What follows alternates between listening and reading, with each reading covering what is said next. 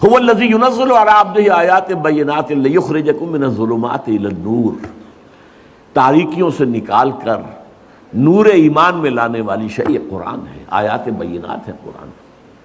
تاریکیاں بہت ہیں، نور ایک ہی ہے، نور ایمان واحد، ہمیشہ قرآن میں واحد آئے گا، انوار کہیں نہیں آیا۔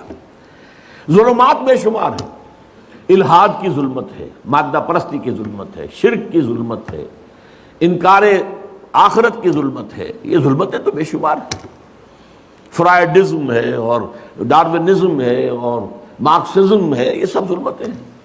ان تمام ظلمتوں سے نکال کر نور ایمان کی طرف لانے والا قرآن ہے۔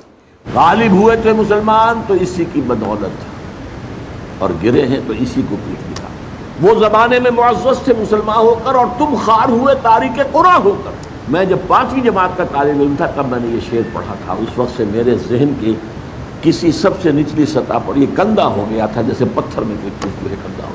میری پوری زندگی جو ہے اس کے بعد جو بھی خدمت قرآن میں گزری ہے، میں سمجھتا ہوں اس میں اس شعر کا جو میرے تحت الشعور کی گہری سطح کے اندر جو ہے ثبت ہو گیا تھا اس کا اثر۔ اس کو پھر فارسی میں جو کہا اقبال نے، خار از محجوری قرآن شدی، شکوہ سنجے گردش دوران شدی، اے تو شبنم بردمی افتندئی در بغل داری کتاب زندئی۔ اے امت مسلمہ تو خار ہوئی ہے، وہی ضربت علیہم الذلۃ والمسکنہ، قرآن مجید کو چھوڑنے کی وجہ سے تو ذلیل و رسوا ہوئی ہے۔ خارج محجوری قرآن شدی، اور گردش دوراں کا شکوہ کرتے ہو خام خواہ، اور اب بھی تمہارے پاس کتاب زندہ موجود ہے۔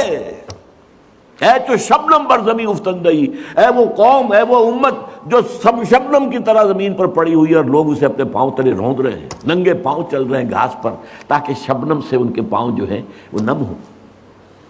شبنم کے موتیوں کو توڑ رہے ہیں وہ اپنے پاؤں سے۔ اے تو شبنم بر زمین افتندئی در بغل داری کتاب زندئی۔ عروج پر، بام عروج پر پہنچایا عربوں کو قرآن نے۔ زوال کیوں ہوا امت کا؟ قرآن کو چھوڑ کر۔